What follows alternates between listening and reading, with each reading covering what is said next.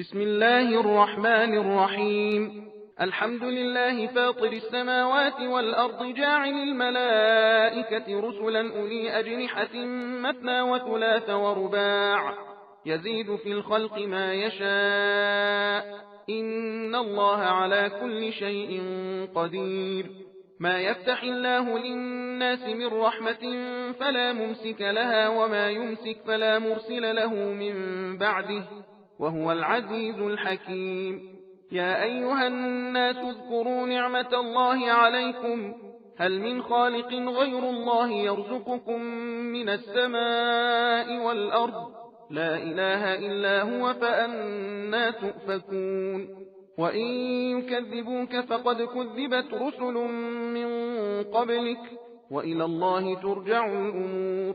يا أيها الناس إن وعد الله حق فلا تغرنكم الحياة الدنيا ولا يغرنكم بالله الغرور.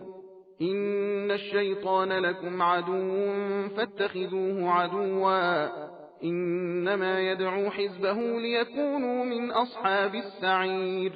الذين كفروا لهم عذاب شديد والذين آمنوا وعملوا الصالحات لهم مغفرة وأجر كبير.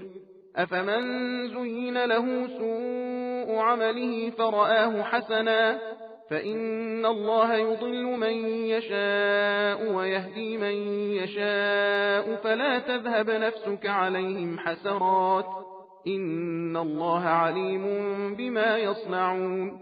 والله الذي أرسل الرياح فتثير سحابا فسقناه إلى بلد ميت فأحيينا به الأرض بعد موتها كذلك النشور. من كان يريد العزة فلله العزة جميعا إليه يصعد الكلم الطيب والعمل الصالح يرفعه والذين يمكرون السيئات لهم عذاب شديد ومكر أولئك هو يبور.